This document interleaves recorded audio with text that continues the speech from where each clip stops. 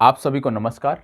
उम्मीद करता हूँ आप सब बहुत अच्छे से होंगे और घर परिवार में सभी सुरक्षित भी होंगे, क्योंकि लगातार यदि हम देखें तो कोविड का प्रकोप एक बार फिर से बढ़ता जा रहा है। और मध्य प्रदेश की यदि हम बात करें तो मध्य प्रदेश का जबलपुर का आपका क्षेत्र हो गया, भोपाल का क्षेत्र हो गया, इंदौर, 3 क्षेत्रों में आपके कर्फ्यू, एक दिन की साप्ताहिक कर्फ्यू, यदि हम देखें सप्ताह में एक दिन का कर्फ्यू भी लगाया गया है। अब इसमें यदि हम देखें लॉकडाउन, संपूर्ण लॉकडाउन आप कह सकते हैं, एक दिन के लिए लगाया गया है। तो यदि हम देखें तो मध्य प्रदेश राज्य विशेष में क्या चल रहा है, मध्य प्रदेश लोक सेवा आयोग, राज्य लोक सेवा आयोग जो आपका है, उसके द्वारा परीक्षा कराई जा रही है, मुख्य परीक्षा का आयोजन किया जा रहा है। लेकिन होना तो नहीं चाहिए था अभी, क्योंकि जिस प्रकार से हाई कोर्ट ने इस पर यदि हम देखें वक्तव्य दिया है, लगातार सुनवाई चल रही है, तो इस दौरान परीक्षा का आयोजन तो नहीं किया जाना चाहिए था। लेकिन मनमाने तरीके से आयोग द्वारा परीक्षा का आयोजन किया जा रहा है, क्योंकि इससे नुकसान किसका है? इससे नुकसान छात्रों का है। यदि मान लीजिए आयोग के विरुद्ध फैसला आता है तो मतलब मुख्य परीक्षा फिर से आयोजित करानी पड़ेगी, और समस्या किसको होगी? छात्रों को होगी, हमें आपको होगी, जो हम आप तैयारी करते हैं, परीक्षा देते हैं, इनको चुनौतियों का सामना करना पड़ेगा। ठीक है, तो गलत हो रहा है, जो भी हो रहा है ऐसा होना नहीं चाहिए था। ठीक है, जब तक कि फैसला ना आ जाता तब तक ऐसे नहीं होना चाहिए था। तो आज हम बात करने वाले हैं मध्य प्रदेश के भूगोल से संदर्भित, मध्य प्रदेश के भूगोल से संदर्भित बात करने वाले हैं। और मध्य प्रदेश के भूगोल का जो वीडियो है, ये 2 से 3 पार्ट में आपको संपूर्ण मध्य प्रदेश की जानकारी मिल जाएगी। ठीक है, संपूर्ण मध्य प्रदेश की जानकारी 2 से 3 पार्ट में मिल जाएगी। आज पहला पार्ट प्रारंभ हो रहा है मध्य प्रदेश के भूगोल का, और पहले पार्ट में हम मध्य प्रदेश की अवस्थिति से लेकर, अवस्थिति विस्तार से लेकर मध्य प्रदेश की जलवायु तक की चर्चा करेंगे। और अगली कक्षा में हम मध्य प्रदेश की मृदा से लेकर मध्य प्रदेश की जनजातियों तक की चर्चा करेंगे। तो चलिए शुरू करते हैं एक एक करके, और देखते हैं कि किस प्रकार से हमें मध्य प्रदेश का अध्ययन करना है। ज़्यादातर चीज़ें मैप के माध्यम से हैं, क्योंकि चीज़ें मैप के माध्यम से हमें बेहतर ढंग से समझ में आती हैं। सबसे पहली बात, मध्य प्रदेश की जब हम बात करते हैं, मध्य प्रदेश का अध्ययन कर रहे हैं, मध्य प्रदेश की बात कर रहे हैं, तो सबसे पहला प्रश्न यही बन सकता है और बनता है कि मध्य प्रदेश का कुल क्षेत्रफल कितना है। तो आपको बता दें कि मध्य प्रदेश का जो कुल क्षेत्रफल है वो आपको देखने को मिल रहा होगा 3,08,252 वर्ग किलोमीटर। ठीक है, कितना क्षेत्रफल है? ये क्षेत्रफल हमें पता होना चाहिए कि मध्य प्रदेश का कुल क्षेत्रफल कितना है। तो मध्य प्रदेश का कुल क्षेत्रफल है, याद कर लीजिए, रट लीजिए, 3,08,252 वर्ग किलोमीटर ये कुल मध्य प्रदेश का क्षेत्रफल है। मध्य प्रदेश की यदि हम बात करें कि जो कुल क्षेत्रफल है वो देश का कितना है, पूरे भारत के कुल भौगोलिक क्षेत्रफल का कितना क्षेत्रफल मध्य प्रदेश के अंतर्गत आता है, तो ये 9.38%। मतलब यदि हम बात करें संपूर्ण भारत के 9.38% भाग, 38% भूभाग हमारा मध्य प्रदेश के अंतर्गत आता है। मध्य प्रदेश की यदि हम जनसंख्या की बात करें तो मध्य प्रदेश में जो आप देख रहे हो, यहां पे आप देखोगे,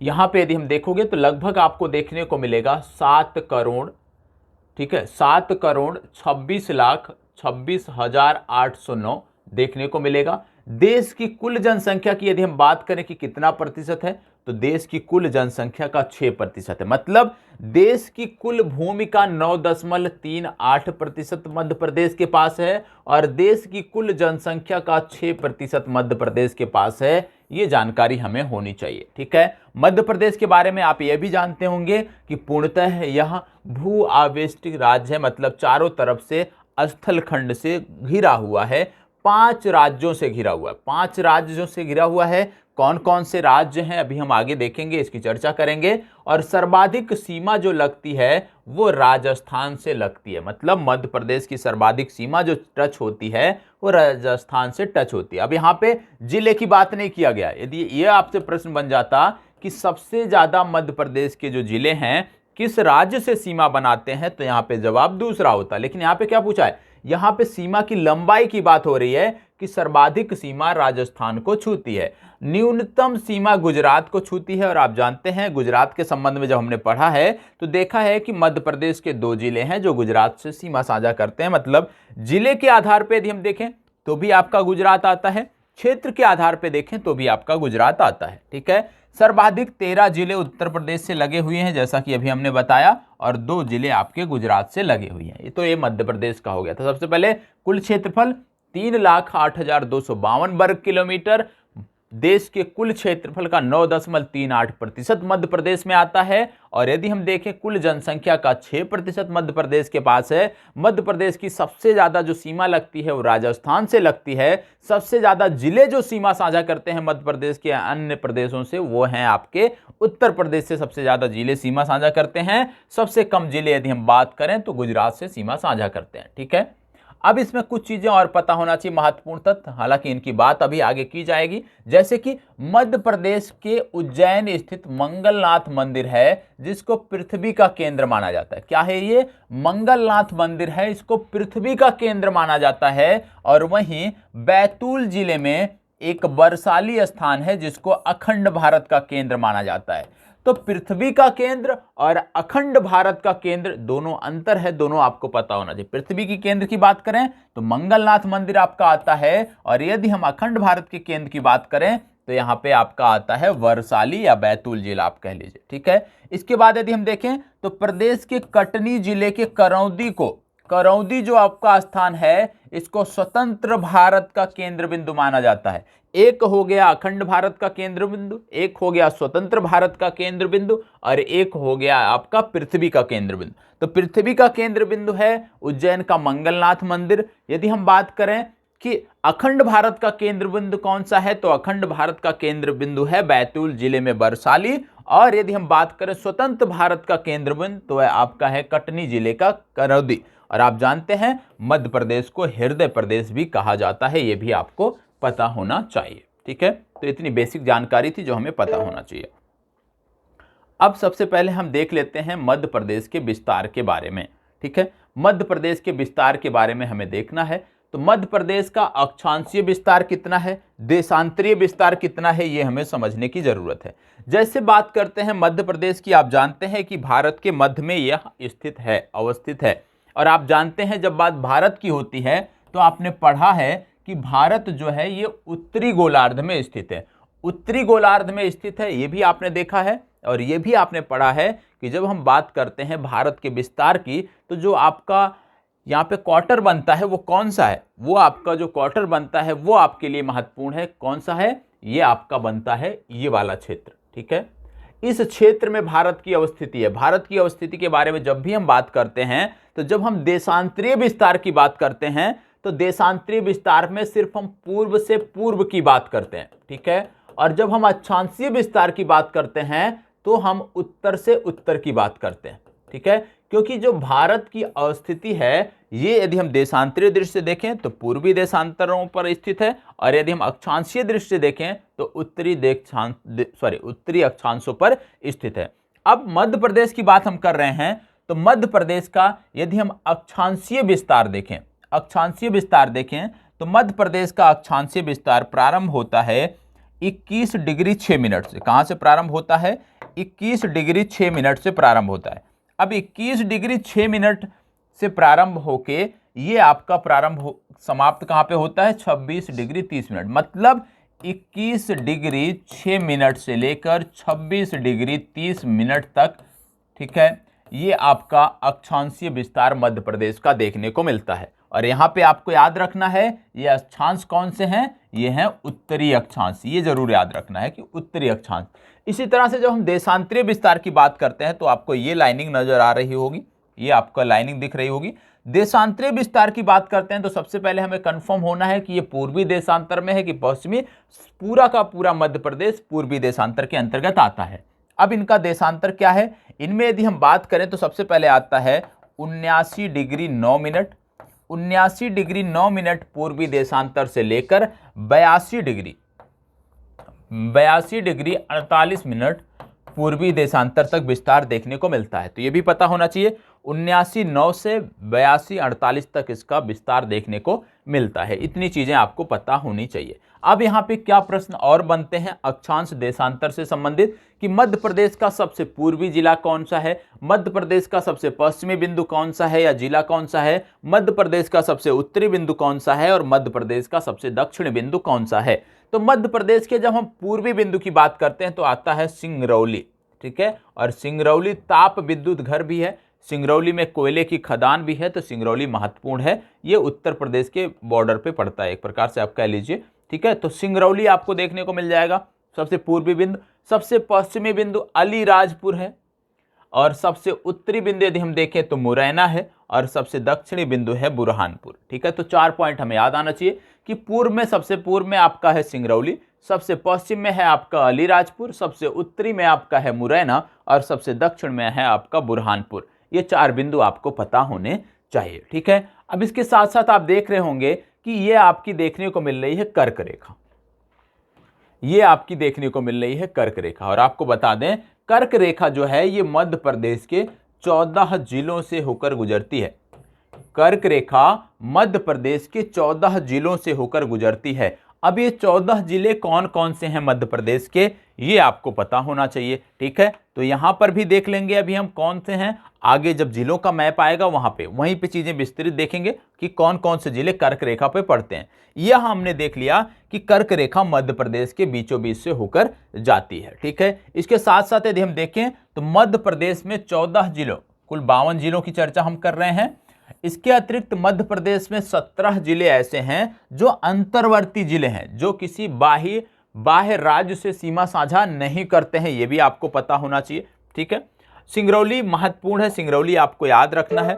ठीक है, सिंगरौली जो जिला है, यहां से आप देखे होंगे कि यहां से आपको देखने को मिलता है कि प्रदेश का जो सिंगरौली जिला है एकमात्र जिला है जहां से भारत की प्रधान मध्यांतर रेखा 82 डिग्री 30 मिनट जो आपको देखने को मिलती है। ठीक है, 82.30, ठीक है, जो रेखा है आपकी 82 डिग्री 30 मिनट की जो रेखा है, ये आपके सिंगरौली से होकर जाती है। एकमात्र जिला आपका सिंगरौली इसमें पड़ता है। ठीक है, चलिए आगे बात कर लेते हैं। मध्य प्रदेश के कुछ राजकीय प्रतीक हैं जो आपको पता होने चाहिए। तो सबसे पहले हम राजकीय प्रतीक की अब हम बात करेंगे। मध्य प्रदेश के राजकीय प्रतीक कौन कौन से हैं उनकी चर्चा हम करने वाले हैं।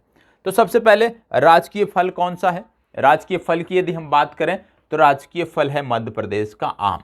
राजकीय पशु की यदि हम बात करें तो राजकीय पशु है इनका बारहसिंघा। और बारहसिंघा की जब बात आती है, आपको एक राष्ट्रीय उद्यान याद आना चाहिए मध्य प्रदेश का, जहां पर इस बारहसिंघे का यदि हम देखें संरक्षण किया जाता है। वो राष्ट्रीय उद्यान कौन सा है, कई बार मैंने बताया है, तो आज मैं उम्मीद करता हूं कि आप कमेंट बॉक्स में उस राष्ट्रीय उद्यान के बारे में बताएंगे जहां पर मध्य प्रदेश के राजकीय पशु बारहसिंघा का संरक्षण किया जाता है। इसके बाद देखें तो आप देखोगे राजकीय नदी आपको देखने को मिलती है नर्मदा।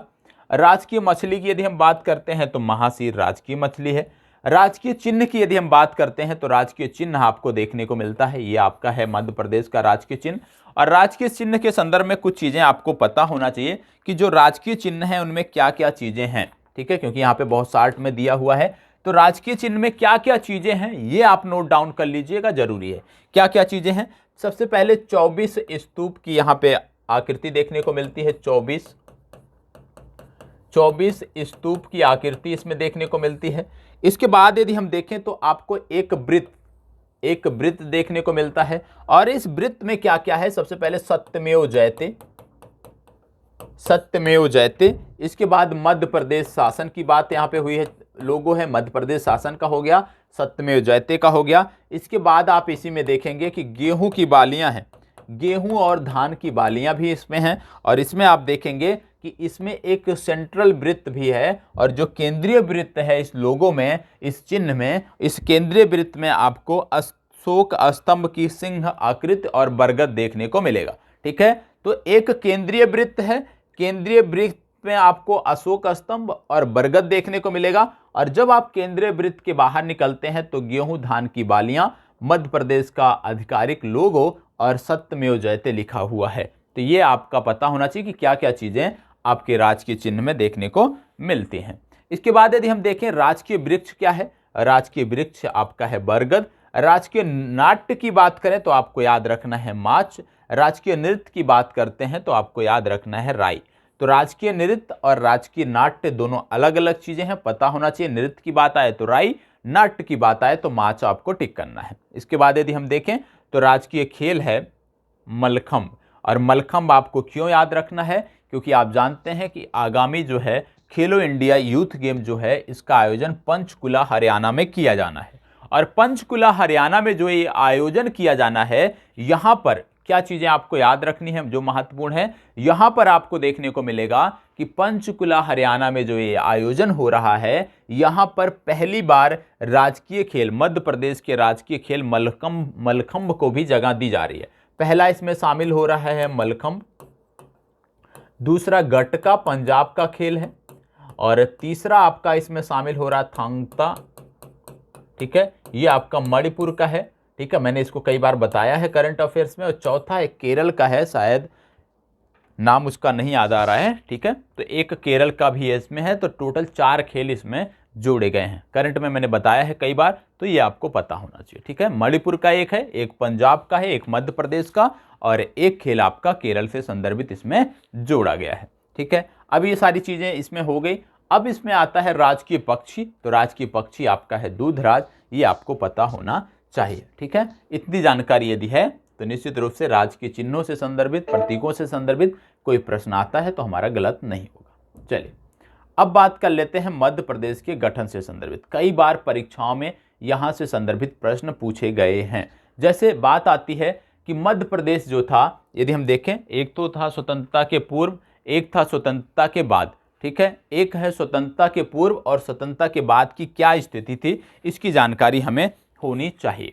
जैसे सबसे पहले आप देखते हैं, जब बात आती है मध्य प्रदेश की, तो मध्य प्रदेश के संदर्भ में आपको पता होना चाहिए कि मध्य प्रदेश में कई बार परीक्षा में पूछा गया है कि जो स्वतंत्रता के पूर्व जो मध्य प्रदेश में राज्यों का गठन हुआ था, उनकी राजधानियां क्या थी। जैसे आप देख रहे होंगे कि 1947 से 1956 का ये मध्य प्रदेश आपको देखने को मिल रहा है। इसमें आपने देखा होगा state B category, state A category, state C category, और लास्ट में आपने इसमें देखा था महाकौशल क्षेत्र। तो ये जो क्षेत्र हैं ये किस प्रकार से हमारे लिए महत्वपूर्ण हैं, एक एक करके हम इसको देख लेते हैं, ठीक है। ये आपका क्षेत्र है। अब यहाँ पे हम चर्चा करने वाले हैं, ठीक है। तो सबसे पहले आप जानते हैं ब्रिटिश काल में जो ये प्रांत था, इस पूरे प्रांत को ब्रिटिश काल में बरार प्रांत और सेंट्रल प्रोविंस के नाम से जानते थे। सेंट्रल प्रोविंस और बरार के नाम से ये जाना जाता था, ठीक है। स्वतंत्रता के बाद क्या हुआ, स्वतंत्रता के बाद यदि हम देखें तो इसको 3 कैटेगरी में बांट दिया गया। कौन सा, एक हो गया स्टेट ए, स्टेट बी और स्टेट सी। अब ये जो 3 कैटेगरियां बनी, क्योंकि पहले हम क्या जानते थे, ब्रिटिश काल में हम जानते थे सेंट्रल प्रोविंस, ठीक है, और बरार क्षेत्र। अब सेंट्रल प्रोविंस और बरार क्षेत्र से स्वतंत्रता के बाद इन 3 नामों में, 3 राज्यों के रूप में यदि हम देखें, 3 भागों के रूप में इसको विभक्त किया गया। स्टेट ए प्रकार का जो स्टेट था, जो आप देख रहे होंगे, ए प्रकार का जो स्टेट है आपको देखने को मिल रहा होगा, ये वाला जो क्षेत्र है ये आपका ए प्रकार का स्टेट है। और ए प्रकार का जो स्टेट था उस समय सबसे देखें तो क्षेत्रफल में सबसे बड़ा हुआ करता था। इसमें क्या क्या क्षेत्र शामिल थे, सबसे पहले इसमें आप देखोगे सेंट्रल प्रोविंस, सेंट्रल प्रोविंस इसमें शामिल था, बरार क्षेत्र इसमें शामिल था, सेंट्रल प्रोविंस हो गया, बरार क्षेत्र इसमें हो गया, छत्तीसगढ़ का क्षेत्र हो गया, बघेलखंड का क्षेत्र हो गया, ठीक है, छत्तीसगढ़ और बघेलखंड।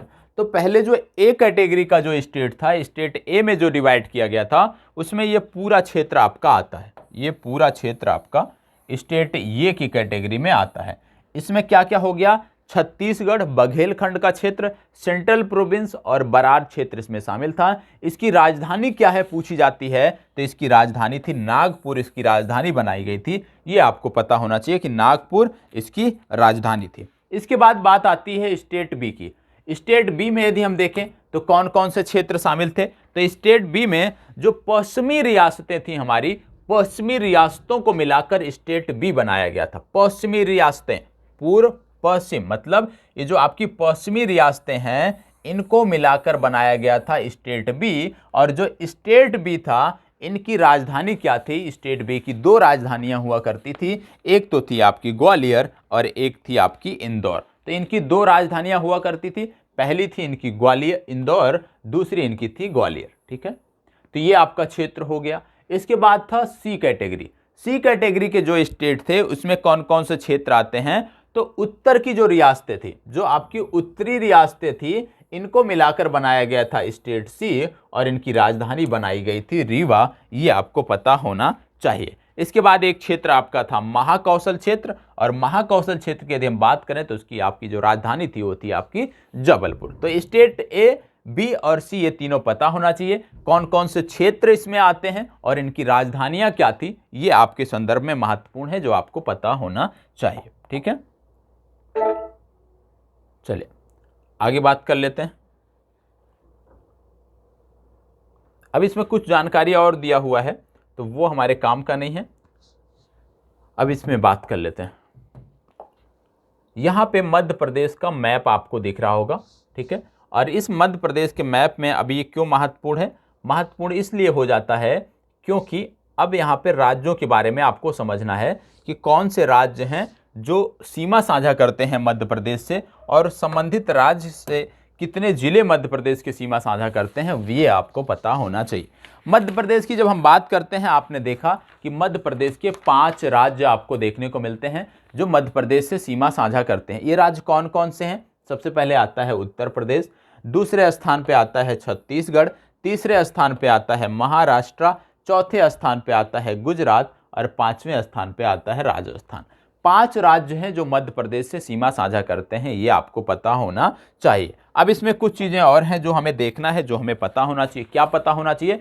सबसे पहले यदि हम देखें, मध्य प्रदेश की कभी कभी पूछी जाती है कि पूर्व से पश्चिम और उत्तर से दक्षिण इनकी लंबाई या चौड़ाई कितनी है। तो मध्य प्रदेश की यदि हम पूर्व से पश्चिम चौड़ाई की बात करें, पूर्व से पश्चिम चौड़ाई की यदि हम बात करें तो 870 किलोमीटर, मतलब मध्य प्रदेश का पूर्व से पश्चिम जो विस्तार है वो 870 किलोमीटर देखने को मिलता है।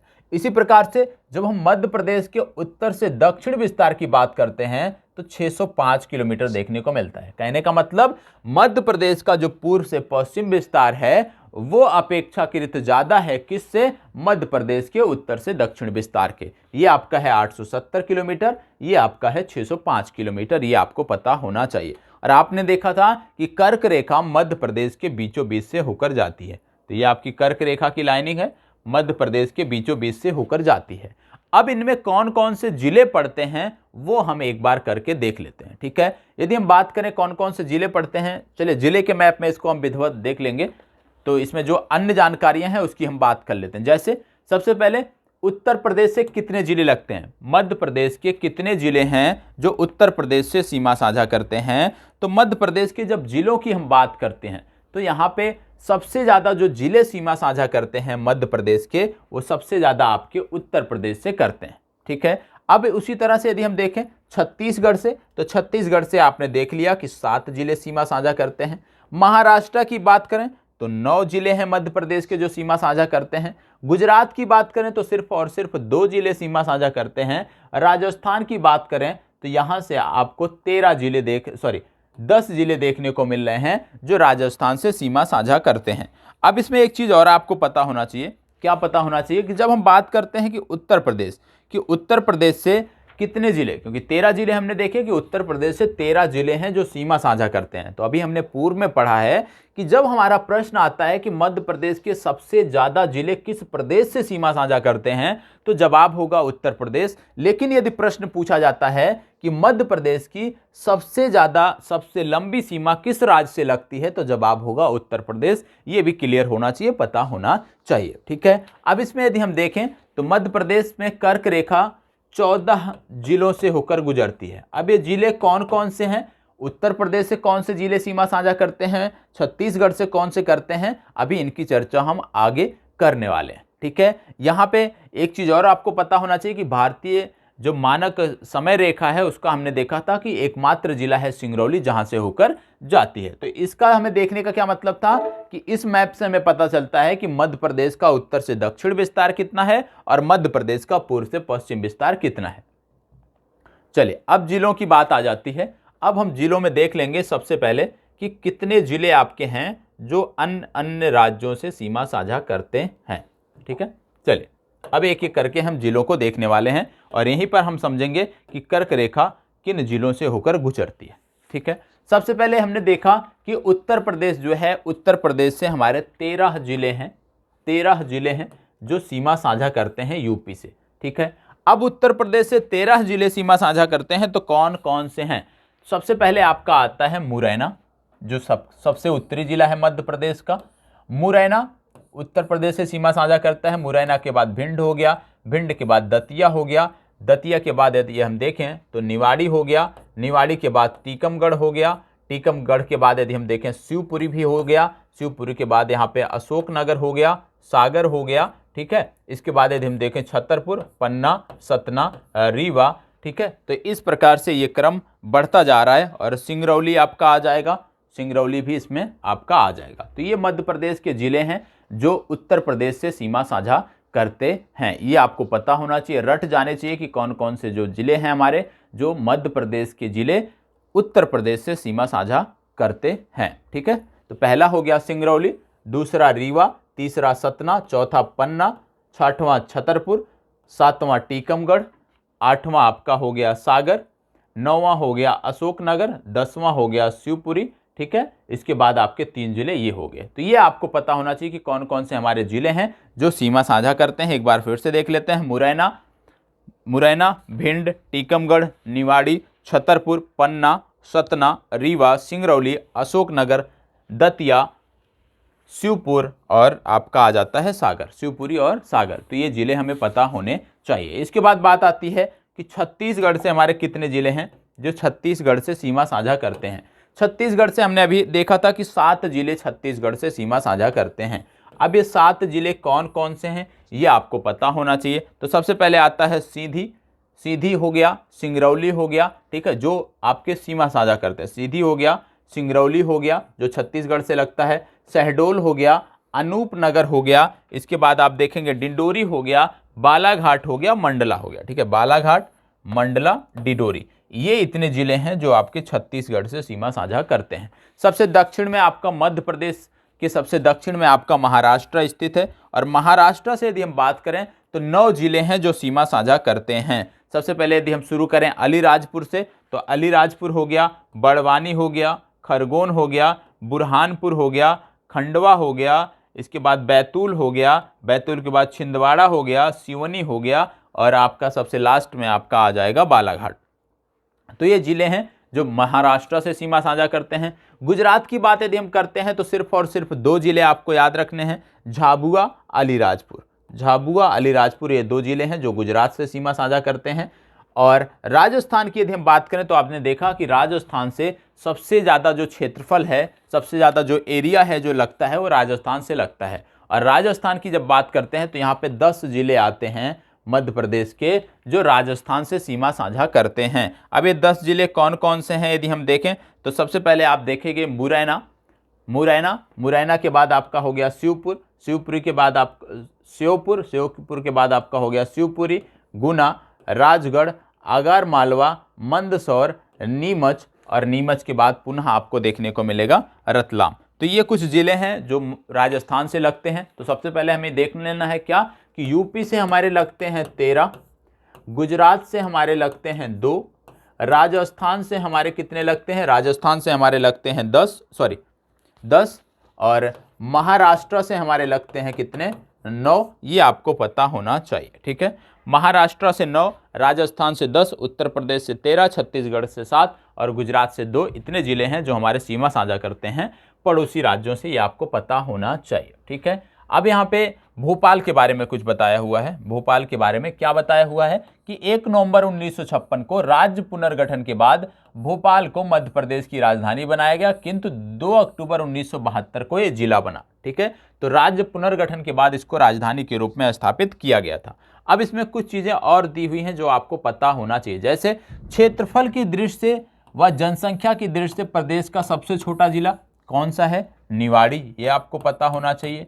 मध्य प्रदेश का सबसे उत्तरी जिला कौन सा है, मुरैना। मध्य प्रदेश का सबसे दक्षिणी जिला कौन सा है, तो सबसे दक्षिणी जिला है बुरहानपुर, ठीक है। इसके बाद यदि हम देखें मध्य प्रदेश का सेंट्रल पॉइंट कौन सा है, केंद्र, तो मध्य प्रदेश का जो केंद्र है वो सागर को माना जाता है। मध्य प्रदेश की मैग्नीज राजधानी किसे कहते हैं, बालाघाट को मध्य प्रदेश की मैग्नीज राजधानी कहते हैं। सबसे पूर्वी जिला सिंगरौली, सबसे पश्चिमी जिला यहाँ पे यदि हम देखें तो आपको देखने को मिलेगा अलीराजपुर, ठीक है। तो ये कुछ जानकारी है जो आपको पता होना चाहिए। सबसे ज़्यादा जनसंख्या वाला जो जिला है वो है आपका इंदौर। इतनी बेसिक जानकारी है जो आपको इस मैप से पता होनी चाहिए, ठीक है। चलिए इसकी बात कर लेते हैं। कितने संभाग हैं मध्य प्रदेश में? तो मध्य प्रदेश में यदि हम देखें तो 10 संभाग देखने को मिलते हैं। ठीक है, अब अगर 10 संभाग देखने को मिलते हैं तो उसके संदर्भ में भी कुछ जानकारियां हमें होनी चाहिए। अब मध्य प्रदेश से यदि 10 संभाग मिलते हैं तो कौन कौन से हैं?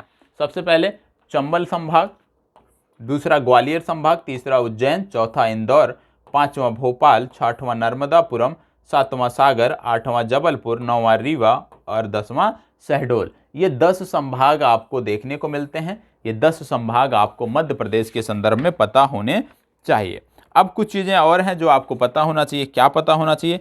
सबसे पहले मध्य प्रदेश के संदर्भ में ये 10 संभाग हैं, लेकिन इन संभागों की कुछ विशेषता है। जैसे इंदौर और जबलपुर संभाग है जहां पे सबसे ज्यादा 8 जिले आपको देखने को मिलते हैं, और सबसे कम जिले हैं शहडोल, चंबल और नर्मदापुरम में जहां 3 जिले हैं। तो सबसे ज्यादा जिलों वाला जो संभाग है वो आपका है इंदौर और जबलपुर।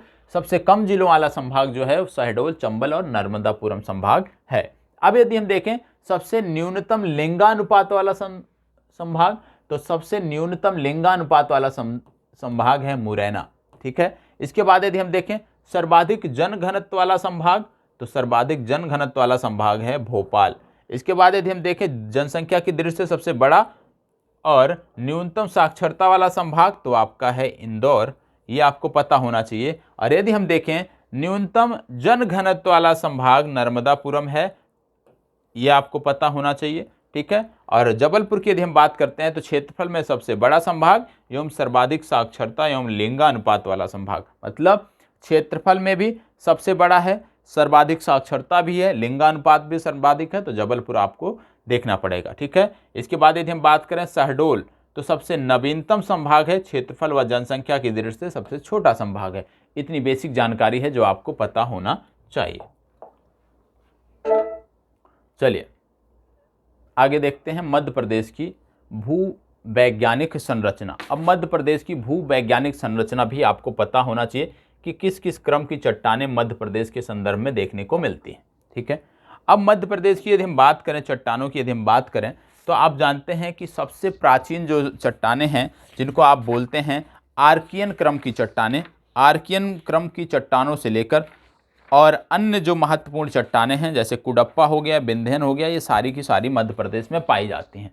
आप जानते हैं कि हिमालय से भी जो प्राचीन भूभाग हमारा है वो आपका पड़ता है प्रायद्वीपीय भूखंड, और प्रायद्वीपीय भूखंड में सबसे महत्वपूर्ण जो क्षेत्र है वो आपका पड़ता है मध्य प्रदेश का। तो मध्य प्रदेश का जो क्षेत्र है यदि हम देखें तो हिमालय से भी प्राचीन क्षेत्र है, महान गोंडवानों की भूमि बोला जाता है, और इसका ज़्यादातर हिस्सा जो है वो मध्य प्रदेश में पड़ता है। ठीक है, चट्टानों में यदि हम बात करें तो आर्द्र महाकल्प या जिसको आप बोलते हैं आर्कियन क्रम की चट्टानें, जिसको पृथ्वी की पहली चट्टानें बताई जाती हैं, पहली चट्टानें मानी जाती हैं पृथ्वी की, वह भी मध्य प्रदेश में पाई जाती हैं। और आप जानते हैं कि यहाँ पे धारवाड़ क्रम की भी चट्टानें पाई जाती हैं, विशेषकर बालाघाट और छिंदवाड़ा में आपको देखने को मिलेगा धारवाड़ क्रम।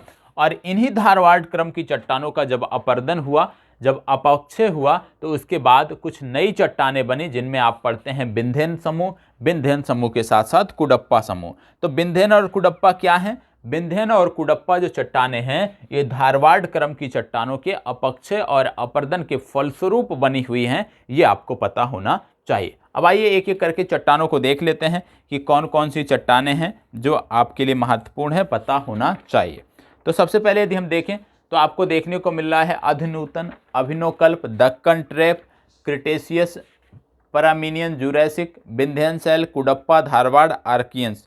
ठीक है, तो इसमें जो सबसे महत्वपूर्ण है वो आपको पता होना चाहिए कि आर्कियंस क्रम, क्योंकि सबसे प्राचीनतम पृथ्वी की पहली चट्टान है। इसके बाद धारवाड़ क्रम कहाँ है, और धारवाड़ से ही यदि हम देखें तो कायांतरित जो चट्टानें हैं जैसे विंध्यन शैल और कुडप्पा, ये धारवाड़ से ही इनकी उत्पत्ति हुई है। तो ये चार आपको पता होना चाहिए। साथ ही साथ दक्कन ट्रैप जहाँ पे लावा का विस्तार देखने को मिलता है, लावा का फैलाव जिस क्षेत्र में देखने को मिलता है वो आपको पता होना चाहिए। तो सबसे पहले हम देखेंगे आर्कियंस क्रम की चट्टानें आपको कहाँ पे देखने को मिलती हैं, जिनको बोला जाता है कि सबसे प्राचीनतम चट्टानें। तो आर्कियंस क्रम की यदि हम चट्टानें देखें तो आपको मध्य प्रदेश का ये क्षेत्र देखने को मिल रहा है, यहाँ पे आपको आर्कियन क्रम की चट्टानें देखने को मिल रही हैं।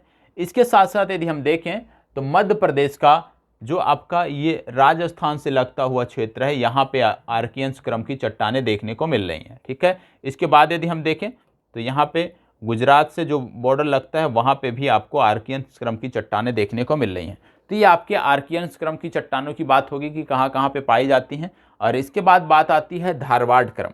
धारवाड़ क्रम की जो चट्टानें हैं आज के समय में यदि हम देखें तो बहुत ही महत्वपूर्ण है। और धारवाड़ जो दूसरा क्रम आपको देखने को मिल रहा है धारवाड़, ये आपको देखिए यहाँ पे आपको धारवाड़ क्रम देखने को मिल रहा है। इस क्षेत्र विशेष में आपको धारवाड़ क्रम की चट्टानें देखने को मिल रही हैं। इसके साथ साथ यदि हम देखें तो धारवाड़ क्रम की चट्टानों का जो विस्तार पाया जाता है सबसे ज़्यादा यदि हम देखें तो आपके इसी क्षेत्र विशेष में आपको धारवाड़ क्रम की चट्टानें देखने को मिलती हैं। एक सीमित सा क्षेत्र हो गया धारवाड़ क्रम की चट्टानों का। ठीक है, कौन सा क्षेत्र हो गया? ये जो छत्तीसगढ़ से हमारा बॉर्डर लगता है उस क्षेत्र विशेष में आपको धारवाड़ क्रम की चट्टानें देखने को मिलती हैं। इसके बाद दूसरा सबसे महत्वपूर्ण है कुडप्पा और बिंधेन। अब कुडप्पा कहाँ पे देखने को मिलती है? कुडप्पा आपकी ये पूरा क्षेत्र जो है ये कुडप्पा चट्टानों का है, ये पूरा क्षेत्र आपके कुडप्पा चट्टानों का है। ठीक है, इसके बाद यदि हम देखें तो ये आपका क्षेत्र कुडप्पा चट्टानों का है। तो कुडप्पा चट्टानों का जो क्षेत्र है वो भी काफ़ी विस्तृत है मध्य प्रदेश में, ये आपको पता होना चाहिए किन क्षेत्रों में पाई जाती हैं। इसके बाद आता है बिंधेन क्रम। बिंधेन क्रम की यदि हम बात करें तो दूसरा महत्वपूर्ण क्रम है। ठीक है, कुडप्पा और बिंधेन ये क्षेत्र आपको देखने को मिल रहा है जहाँ पे बिंधेन क्रम देखने को मिल रहा है। तो मैप से हमें ये समझना है कि कौन से ऐसे क्षेत्र हैं मध्य प्रदेश के, कुछ जिले भी हमें याद होना चाहिए जहाँ पे विभिन्न प्रकार की चट्टानें पाई जाती हैं। यदि हम देख रहे होंगे कि सबसे ज़्यादा मध्य प्रदेश में सबसे ज़्यादा जो क्षेत्र है उस पर क्या मिल रहा है, मध्य प्रदेश के सबसे ज़्यादा यदि हम क्षेत्र की बात करें तो आपको दक्कन ट्रैप मिल रहा है। दक्कन ट्रैप मतलब कुछ भी नहीं है, विशेषकर जब पृथ्वी के निर्माण के क्रम में, पृथ्वी के निर्माण के क्रम में नहीं कह सकते, हिमालय के निर्माण के क्रम में जब भारतीय भूभाग तिब्बत के पठार से बार बार टकराता था तो इससे क्या होता था कि जब भारतीय भूखंड जो है तिब्बत के पठार से टकराता था तो भारतीय प्लेटें जो है जब अधोगमित होती थी तिब्बत के प्लेट के नीचे तो उसमें क्या होता था कि बहुत सारे जब दबाव पड़ता था, क्योंकि इस तरह से यदि कोई टक्कर होती है, मान लीजिए इस तरह से यदि कोई टक्कर होती है तो क्या होता है, कोई भी टक्कर यदि देखें तो पिछला भाग जो होता है वो उभर जाता है। और जब पिछला भाग उभरता है तो क्या, क्योंकि आप देखते हैं चट्टानों के नीचे क्या है, लावा है, तो लावा का प्रसार जो है जब ऐसे उभर जाएगा तो इस क्षेत्र विशेष में ज़्यादा उभार की तरफ ज़्यादा होगा। अब जैसे उभार की तरफ होगा तो जब टक्कर होती है तो निश्चित रूप से भ्रंशन होता है। टकराने पे जब चट्टानें टकराती हैं तो भ्रंशन होता है, और जब भ्रंशन होता है क्योंकि लावा तेजी से इस क्षेत्र में मूव कर रहा है तो लावा उन्हीं भ्रंशों के सहारे निकलकर ऊपर आ जाता है। और वही विशेषकर महाराष्ट्र हो गया, मध्य प्रदेश का क्षेत्र हो गया, आंध्र प्रदेश का क्षेत्र हो गया, इन क्षेत्रों में आपको लावा का विस्तार देखने को मिलता है जिनको आप दक्कन ट्रैप के नाम से जानते हैं। तो ट्रैप कुछ नहीं, बस लावा का विस्तार है, इतना आपको याद रखना है। तो मध्य प्रदेश के संदर्भ में सबसे ज़्यादा आपको याद रखना है दक्कन ट्रैप। दक्कन ट्रैप के बाद आप आर्कियंस याद रखिए, आर्कियंस के बाद आप धारवाड़ याद रखिए, धारवाड़ के बाद यदि हम देखें तो आपको कुडप्पा क्रम याद रखना है, कुडप्पा के साथ साथ यदि देखें बिंधेन याद रखना है, क्योंकि कुडप्पा और बिंधेन ये जो दो शैलें हैं ये धारवाड़ क्रम की जो चट्टानें थी उन्हीं के अपक्षय और अपर्दन के फलस्वरूप प्राप्त हुई हैं, तो इसलिए ये हमें पता होना चाहिए। ठीक है, अब इसमें एक चीज़ और देखें, मध्य प्रदेश की बात हम कर रहे हैं, चट्टानों की बात कर रहे हैं, सारी चट्टानें आपको यहाँ पे दिख रही हैं। तो इसमें कभी कभी पूछा जाता है कि जो गंगा यमुना मैदान है, गंगा यमुना मैदान का विस्तार कहाँ पे देखने को मिलता है, क्योंकि गंगा यमुना मैदान की बात हो रही है, मतलब बात हो रही है उत्तर प्रदेश की। तो मतलब मध्य प्रदेश का जो उत्तरी क्षेत्र है, उत्तरी क्षेत्र में आपको गंगा यमुना प्लेन देखने को मिलेगा। इसी तरह यदि हम बात करें ताप्ती बेसिन कहाँ पे देखने को मिलेगा, ताप्ती नदी बेसिन कहाँ पे देखने को मिलेगा, क्योंकि ताप्ती नदी महाराष्ट्र में बहती है तो ताप्ती नदी मध्य प्रदेश के दक्षिणी भाग में देखने को मिलेगा। मतलब ताप्ती नदी का जो घाटी है, मैदान है, वो आपको दक्षिणी भाग में देखने को मिलेगा। इसी तरह से यदि हम बात करें कि छत्तीसगढ़ का मैदान और बघेलखंड का पठार कहाँ पे देखने को मिलेगा, तो छत्तीसगढ़ का मैदान और बघेलखंड का जो पठार है ये पूर्वी भाग में इनके देखने को मिलता है। इसी तरह यदि हम बात करें कि आपके पश्चिमी भाग में क्या देखने को मिलता है, तो पश्चिमी भाग में आपका राजस्थान की उच्च भूमियां आपको पश्चिमी भाग में देखने को मिलती हैं। तो नर्मदा नदी, ताप्ती नदी घाटी कहाँ पे देखने को मिल रही है, आपको गंगा प्लेन कहाँ पे देखने को मिल रहा है, बघेलखंड का पठार, छत्तीसगढ़ का पठार कहाँ पे देखने को मिल रहा है, वो आपको पता होना चाहिए। चलिए इसकी बात कर लेते हैं। मध्य प्रदेश की कुछ स्थान है, कुछ राजधानियां हैं, स्थापत्य राजधानियां जिनको बोलते हैं, या कला के क्षेत्र की राजधानी, ऊर्जा राजधानी, उनके बारे में थोड़ी सी जानकारी हम कर लेते हैं। ठीक है, सबसे पहले आप देख रहे होंगे मध्य प्रदेश की राजधानियां। अब विभिन्न क्षेत्र हैं जिनको अलग अलग राजधानियों का नाम दिया गया। जैसे सिंगरौली हमने देखा कि कोयले के लिए, ताप विद्युत घर के लिए प्रसिद्ध है, तो इसको ऊर्जा राजधानी का दर्जा दिया हो, मतलब मध्य प्रदेश की जो ऊर्जा राजधानी है वो है आपकी सिंगरौली। न्यायिक राजधानी, क्योंकि यहाँ का जो उच्च न्यायालय है वो आपके जबलपुर में देखने को मिलेगा, मुख्य पीठ, और जबलपुर में देखने के कारण जबलपुर को न्यायिक एवं संस्कार राजधानी कहा जाता है। बालाघाट में यदि हम देखें तो मैग्नीज का उत्पादन बड़े पैमाने पर होता है, इसलिए इसको मैग्नीज राजधानी कहा जाता है। होशंगाबाद यदि हम देखें तो यहाँ पे आपको सतपुरा की रानी कहे जाने वाला जो पंचमढ़ी है, पंचमढ़ी हिल स्टेशन आपको देखने को मिलता है, इसलिए होशंगाबाद को ग्रीष्मकालीन राजधानी कहते हैं। व्यवसायिक राजधानी, खेल राजधानी यदि हम बात करें तो औद्योगिक राजधानी, तो ये आपकी हो गई इंदौर।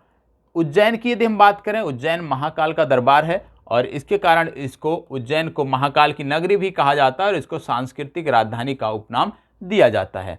इसी के साथ साथ भोपाल, भोपाल तो मध्य प्रदेश की नवीनतम राजधानी है। 1 नवंबर 1956 के बाद जब मध्य प्रदेश का गठन हुआ तो मध्य प्रदेश की राजधानी के रूप में भोपाल का चयन किया गया था। इसके बाद यदि हम देखें छतरपुर, तो छतरपुर में यदि हम देखें तो विश्व प्रसिद्ध खजुराहो यहाँ पे है और खजुराहो के कारण इसको स्थापत्य कला की राजधानी कहते हैं। और खजुराहो आपको याद रखना है क्योंकि खजुराहो नृत्य महोत्सव का आयोजन किया जा रहा है। इसके बाद बात आती है संगीत राजधानी।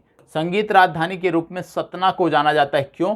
क्योंकि प्रसिद्ध सरोद वादक अलाउद्दीन खां और अन्य यहाँ पे संगीतकार का जन्म हुआ है, इसलिए इसको हम सतना को संगीत राजधानी के रूप में देखते हैं। तो ये कुछ महत्वपूर्ण बिंदु थे, महत्वपूर्ण राजधानियां थी, उपनाम थे कुछ शहरों के जो हमें पता होने चाहिए। ठीक है, चलिए आगे बात कर लेते हैं।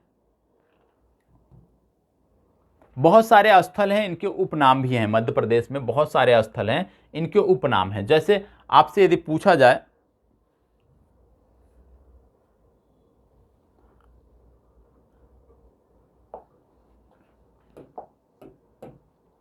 अब इसमें यदि आपसे पूछा जाए कि सफेद शेरों की भूमि कौन सा है, तो सफेद शेरों की जो भूमि है वो रीवा को जानी जाती है। अब यदि मैं आपसे पूछ लूं कि यहाँ पे कौन सा टाइगर रिजर्व है जहाँ पे सफेद शेर पाए जाते हैं, तो आपको कमेंट बॉक्स में जवाब देना है कि जो सफेद शेरों की भूमि है रीवा में, यहाँ पे किस प्रकार के सफेद टाइगर मिलते हैं, ये तो पता चल गया, लेकिन कौन सा राष्ट्रीय उद्यान है जहाँ पे ये पाया जाता है। और साथ ही साथ मध्य प्रदेश के 4 राष्ट्रीय उद्यानों में नाइट सफारी प्रारंभ हुई है, ये मैंने आपको बताया है। ठीक है, जब मैंने आपकी अर्थव्यवस्था से संदर्भित विशेषकर बजट से संबंधित चर्चा किया था तो मैंने बताया था कि 4 क्षेत्र हैं जहां पे नाइट सफारी शुरू हो रही, 4 राष्ट्रीय उद्यान, तो कौन कौन से हैं ये भी आपको बताना है। सिंगरौली है, सिंगरौली को ऊर्जा राजधानी के रूप में जानते हैं। कटनी है, कटनी को स्वतंत्र भारत का केंद्र बिंदु चूना नगरी के नाम से जानते हैं। जबलपुर हो गया संस्कार राजधानी, संगमरमर मार्बल नगरी। इसके बाद बालाघाट में मैग्नीज मिलता है तो मैग्नीज नगरी हो गया। इसके बाद छिंदवाड़ा यदि हम देखें तो छिंदवाड़ा में आप देखोगे मध्य प्रदेश का मोगली लैंड। इसके बाद रायसेन, रायसेन में आपको भीमबेटका देखने को मिलता है। इसके बाद आपका आता है बैतूल, और बैतूल में जो बरसाली स्थान है इसको बोलते हैं अखंड भारत का केंद्र बिंदु। हरदा, हरदा गेहूं के उत्पादन में बेहतर करता है इसलिए इसको मिनी पंजाब कहा जाता है। बुरहानपुर को दक्षिण का प्रवेश द्वार कहा जाता है। खरगोन आता है या पश्चिमी निमाड़ बात कर लीजिए, इसको बोलते हैं मध्य प्रदेश का स्विट्जरलैंड। इसके बाद यदि हम बात करें तो आपको देखने को मिलता है इंदौर, इंदौर को बोलते हैं मिनी मुंबई, खेल राजधानी, व्यावसायिक राजधानी अहिल्या नगरी। और यदि हम बात करें देवास, देवास देवभूमि के नाम से जाना जाता है। धार की बात करें तो city of Joy, Madhya Pradesh का डेट्रायट और भोज नगरी तीनों इसी जिले के अंतर्गत आते हैं, इसलिए ये महत्वपूर्ण है। ठीक है, उज्जैन की बात करें तो मंदिर यहाँ पे आपको देखने को मिलता है मंगलनाथ मंदिर, जिसको पृथ्वी का केंद्र बिंदु कहते हैं।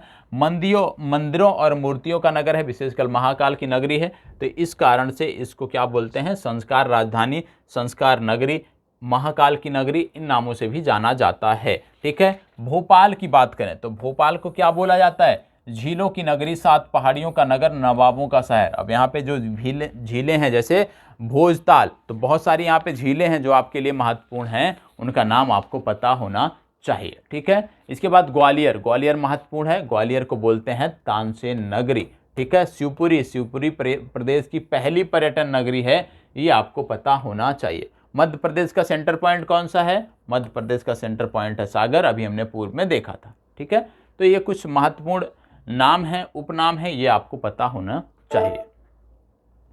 चलिए अब बात कर लेते हैं नगरों के प्राचीन नाम। जैसे यदि हम बात करें तो कुछ महत्वपूर्ण की बात करेंगे, जैसे भोपाल। भोपाल का प्राचीन नाम क्या था, ये आपके लिए महत्वपूर्ण है। राजा भोज यहाँ के हुआ करते थे शासक, तो इनके नाम पे इनका भोजताल इनका पूर्व का नाम था, ये आपको पता होना चाहिए। और इसके बाद यदि हम देखें खजुराहो का पूर्व में क्या नाम था? जैजाक भुक्ति। चलिए तो अब यहाँ पे हम देखने वाले हैं मध्य प्रदेश के कुछ प्रमुख बिंदुओं के बारे में, कौन से ऐसे बिंदु हैं जो हमारी परीक्षा में पूछे जा सकते हैं। तो अभी हमने देखा था कि मध्य प्रदेश का सबसे उत्तरतम बिंदु कौन सा है। सबसे उत्तरतम बिंदु हमने देखा मुरैना है। ठीक है, अब मुरैना जो है इसका अक्षांश भी हमने देखा था। तो यहाँ पे कुछ स्थान हमने जैसे देखे थे कि जैसे बात आती थी उज्जैन की, कि उज्जैन को किस लिए जाना जाता है। ठीक है, इसके बाद हमने देखा था सागर किस लिए महत्वपूर्ण है। तो सागर हमने देखा कि मध्य प्रदेश का केंद्र बिंदु है सागर। कटनी की यदि हम बात करते हैं तो अविभाजित भारत का केंद्र बिंदु है, ये आपको पता होना चाहिए। उज्जैन की यदि हम बात करते हैं तो इसको पृथ्वी का केंद्र माना गया है, जो यहाँ पे मंगलनाथ मंदिर है। और अलीराजपुर यदि हम देखें तो सबसे आपका पश्चिमी बिंदु है, ये आपको पता होना चाहिए। तो इनके मैप भी दिखा दिए कि स्थान कहाँ कहाँ पे हैं, तो ये स्थान भी आप नोट कर सकते हैं, जिससे चीज़ें आपकी आसान हो जाएं। ठीक है, चलिए आगे बढ़ते हैं। इसके बाद आता है मध्य प्रदेश की आपकी 3 चीज़ें और आपको देखनी है। सबसे पहले मध्य प्रदेश की जो भू आकृति प्रदेश हैं इनकी बात हम करेंगे। मध्य प्रदेश के भू आकृतिक प्रदेश की बात हम यहाँ पे करने वाले हैं।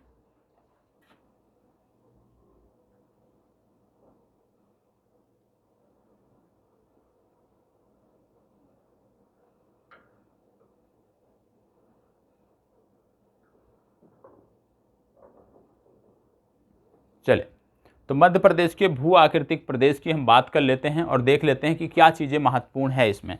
सबसे पहले आप देखते हैं जब बात आती है मध्य प्रदेश के भू आकृतिक प्रदेश की, तो इसमें किस प्रकार के कौन कौन से ऐसे क्षेत्र हैं, कौन कौन से ऐसे पठार हैं जो हमारी परीक्षाओं में पूछे जाते हैं। ठीक है, तो सबसे पहले यदि हम देखें तो आपको देखने को मिलेगा कि इसमें आपको सबसे ज़्यादा जो क्षेत्र आपको दिख रहा होगा इस मैप में, 2-3 चीज़ें दिख रही होंगी। जैसे मालवा का पठार है, मालवा का पठार का जो विस्तार है ये 28.62% क्षेत्रफल पाया जाता है। इसके बाद देखें नर्मदा सोन घाटी, आप देखेंगे तो नर्मदा सोन घाटी का जो प्रतिशत है वो 27.89% है। ठीक है, सतपुरा प्रदेश इसके बाद यदि हम देखें तो सतपुरा प्रदेश आपको देखने को मिलेगा, ये आपको देखने को मिलेगा 34,000 वर्ग किलोमीटर पर, लगभग 11% भाग पर। बघेलखंड का प्रदेश है जो 7% भाग पर विस्तारित है। विंध्यन कगारी प्रदेश है जो 10% भाग पर विस्तारित है। बुंदेलखंड उच्च प्रदेश है जो 7% भाग पर विस्तारित है। इसके बाद आपको बुंदेलखंड का पठार देखने को मिल रहा होगा, मध्य भारत का पठार देखने को मिल रहा होगा। तो कहने का मतलब जब बात आती है मध्य प्रदेश की, तो यदि हम देखें कि क्षेत्रफल की दृष्टि से सबसे बड़ा पठार कौन सा है, तो क्षेत्रफल की दृष्टि से सबसे बड़ा पठार मध्य प्रदेश की जब बात करते हैं तो आता है मालवा का पठार। और मालवा का पठार यदि हम देखें तो मध्य प्रदेश के मध्यवर्ती भागों में। चलिए तो हम बात कर रहे थे कि मध्य प्रदेश का जो विशेषकर हम भू आकृति देखते हैं, भू वैज्ञानिक संरचना देखते हैं मध्य प्रदेश के संदर्भ में, तो आपको देखने को मिलता है कि इसका विस्तार कहाँ कहाँ पे किन किन क्षेत्रों में देखने को मिलता है। तो मध्य प्रदेश की बात करते हैं तो सबसे महत्वपूर्ण आपका जो है वो है मालवा का पठार। और मालवे के पठार की यदि हम बात करें तो क्षेत्रफल की दृष्टि से सबसे बड़ा पठार है और इसकी अवस्थिति हमें पता होनी चाहिए। इसी के साथ साथ यदि हम देखें तो आप देख रहे होंगे बघेलखंड प्रदेश हमने देखा, और बघेलखंड प्रदेश के संदर्भ में हमने देखा कि ये सबसे छोटा पठार है। ठीक है, अब इसमें कुछ चीज़ें हमें हैं जो हमें याद करनी है, जो हमें नोट डाउन करनी है, साथ साथ वो एक एक करके हम देख लेते हैं। ठीक है, सबसे पहले आप देखोगे मालवा के पठार के बारे में कि मालवा के पठार के बारे में क्या चीज़ें हैं जो हमें पता होना चाहिए। हमने देखा कि कुल भौगोलिक क्षेत्रफल के 28.62% भाग पर मालवा के पठार का विस्तार पाया जाता है। अब प्रदेश का विस्तार हमने देख लिया, तो इसके अंतर्गत जिले कौन कौन से आते हैं यदि हम बात करें तो इसके अंतर्गत जो जिले आते हैं वो आपका हो गया मंदसौर, रतलाम, उज्जैन, शाजापुर, मतलब मध्यवर्ती जो भी जिले हैं वो इसमें आते हैं। जैसे राजगढ़, सागर आदि जिले इसमें देखने को मिलते हैं। ये जो क्षेत्र है यहाँ की जलवायु कैसी है, यदि हम इसकी बात करें तो यहाँ पे कुल वर्षा 125 सेंटीमीटर देखने को मिलती है। कुल वर्षा मालवा के पठार के क्षेत्र में 125 सेंटीमीटर की वर्षा देखने को मिलती है। तापमान यदि हम देखें तो यहाँ पे 40 से 42 डिग्री सेल्सियस तापमान आपका पाया जाता है, अधिकतम जो तापमान है। यदि हम देखें मिट्टी कौन सी पाई जाती है इस क्षेत्र विशेष में, तो विशेषकर क्योंकि दक्कन ट्रैप के अंतर्गत आता है तो काली मिट्टी विशेषकर पाई जाती है। ठीक है, काली मिट्टी का क्षेत्र पाया जाता है। नदियां कौन कौन सी इस क्षेत्र से गुजरती हैं, यदि हम मालवा के पठार की बात करें तो विशेषकर चंबल नदी, काली सिंध नदी, क्षिप्रा नदी, पार्वती नदी, ये कुछ नदियां हैं जो मालवा के क्षेत्र से, मालवा के पठार से होकर बहती हैं। फसल यदि हम देखें तो इस क्षेत्र विशेष में सोयाबीन प्रमुख फसल के रूप में उगाया जाता है। गेहूं हो गया, कपास हो गया, मूंगफली हो गया, इनका भी उत्पादन इस क्षेत्र विशेष में किया जाता है।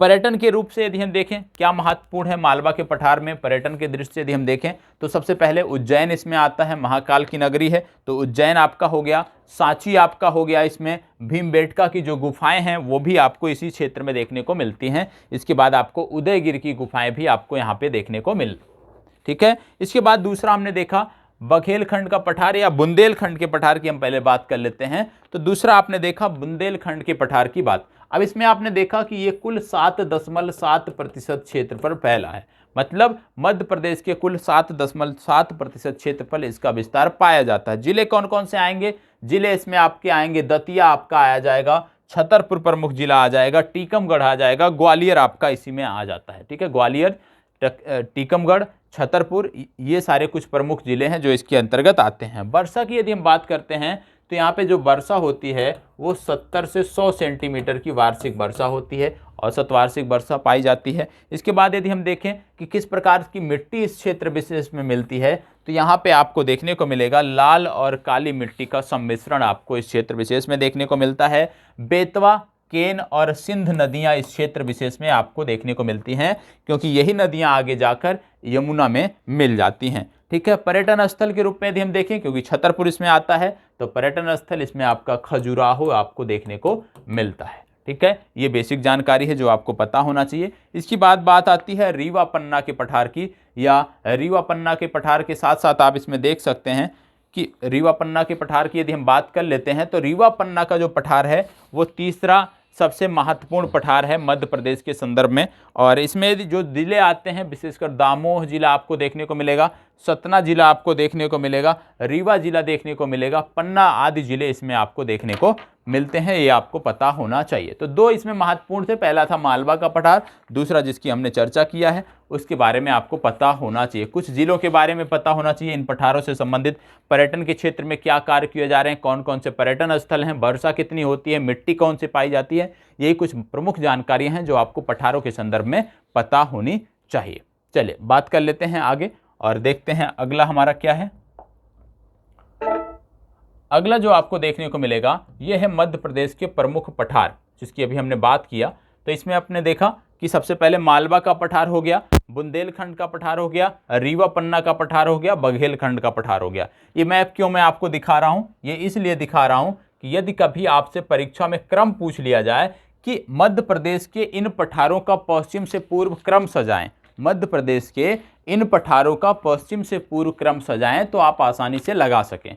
यदि हम पश्चिम से पूर्व की तरफ बढ़ते हैं, मान लीजिए गुजरात से यदि हम छत्तीसगढ़ की तरफ बढ़ते हैं तो किस प्रकार से पठारों का क्रम देखने को मिलेगा। सबसे पहले आपको मालवा का पठार मिलेगा, उसके बाद आपको बुंदेलखंड का पठार देखने को मिलेगा, फिर रीवा पन्ना का पठार देखने को मिलेगा, फिर बघेलखंड का पठार देखने को मिलेगा। तो ये क्रम आपको पता होना चाहिए, महत्वपूर्ण है आपके लिए। ठीक है, चलिए आगे बढ़ते हैं। और मध्य प्रदेश की प्रमुख पहाड़ियाँ, ये आपके लिए महत्वपूर्ण है, इनसे संदर्भित प्रश्न कई बार परीक्षाओं में पूछे गए हैं और पूछे जा सकते हैं कि मध्य प्रदेश की प्रमुख पहाड़ियों के बारे में आपको क्या जानकारी है।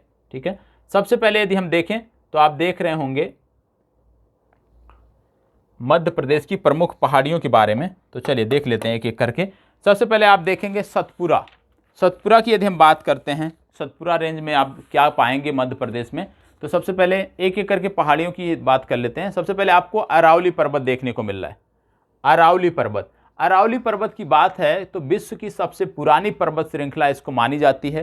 ठीक है, विश्व की सबसे पुरानी पर्वत श्रृंखला इसको मानी जाती है, ये आपको पता होना चाहिए। और ये विशेषकर आपके राजस्थान का जो बॉर्डर का क्षेत्र है वहां पे देखने को मिलता है। इसके बाद आपको विंध्यन पर्वत देखने को मिलेगा। विंध्यन पर्वत आपको देखने को मिलेगा, ये आपको महत्वपूर्ण है क्योंकि ये भी पुरानी जो आपकी चट्टानें हैं, पुरानी जो पर्वत श्रृंखलाएं हैं उनमें से एक है। इसका जो विस्तार है यदि हम देखें तो नर्मदा नदी के क्षेत्र में देखने को मिलता है। नर्मदा के उत्तर में इसका विस्तार देखने को मिलता है, मतलब विंध्यन नदी, विंध्यन पर्वत नर्मदा के उत्तर में है, मतलब इसके दक्षिणी भाग में आपको नर्मदा नदी देखने को मिल जाएगी। ठीक है, ये आपको पता होना चाहिए। विशेषकर अमरकंटक, जब बात करते हैं विंध्यन पर्वत की तो यहाँ पे आपको देखने को मिलेगा अमरकंटक इसकी सबसे ऊंची चोटी है। इसके बाद आपको देखने को मिलेगी बड़वानी की पहाड़ियां। बड़वानी की पहाड़ियां भी आपको याद रखना है, ये सतपुरा के पश्चिमी भाग में स्थित है। मुक्तागिरी की पहाड़ियां आपको याद रखनी है। इसके बाद राजपीपला पर्वत श्रेणी आपको याद रखनी है। ठीक है, क्योंकि ताप्ती नदी का जो उद्गम है वो आपके राजपीपला पर्वत श्रेणी के पास से होता है। इसके बाद आपको महादेव पर्वत याद रखना है। महादेव पर्वत क्यों याद रखना है? क्योंकि महादेव पर्वत में यदि हम देखें तो इनकी सबसे ऊंची चोटी है धूपगढ़। ठीक है, ये भी आपको पता होना चाहिए, धूपगढ़ इनकी सबसे ऊंची चोटी है। इसके बाद आपकी आती है मैकाल श्रेणी। मैकाल श्रेणी यदि हम देखें तो बोला जाता है मैकाल श्रेणी सतपुरा की सबसे पूर्वी श्रेणी है। ठीक है, तो ये आपको पता होना चाहिए कि मैकाल श्रेणी सतपुरा की सबसे पूर्वी श्रेणी है। और जब बात करते हैं हम मैकाल श्रेणी की तो आपको यह याद आना चाहिए कि जो नर्मदा नदी है, नर्मदा नदी का जो उद्गम है वो इसी रेंज से, इसी श्रृंखला से आपको हुआ देखने को मिलता है। इसके बाद आपको देखने को मिलता है भांडेर श्रेणी। भांडेर श्रेणी को बोला जाता है कि विंध्याचल का ही पूर्वी विस्तार है और कैमूर श्रेणी के नाम से भी इसको हम जानते हैं। तो भांडेर श्रेणी, कैमूर श्रेणी, ये विंध्याचल का ही विस्तार कहा जाता है। तो इनकी कुछ पहाड़ियां हैं जिनके स्थान भी हमें पता होने चाहिए। ठीक है, अब सतपुरा पर्वत, सतपुरा पर्वत यदि हम देखें तो महत्वपूर्ण क्यों है? इसलिए भी महत्वपूर्ण है क्योंकि धूपगढ़ इनकी सबसे ऊंची चोटी है। सतपुरा की सबसे ऊंची चोटी आपकी देखने को मिलेगी धूपगढ़, ये आपको पता होना चाहिए। 1350 मीटर की ऊंचाई पर है। तो बेसिक जानकारी आप चलिए, तो हमने लास्ट में हमने देखा कि जो महादेव पर्वत है वहाँ पे सतपुरा रेंज की सबसे ऊंची चोटी आपको देखने को मिलती है 1350 मीटर, धूपगढ़।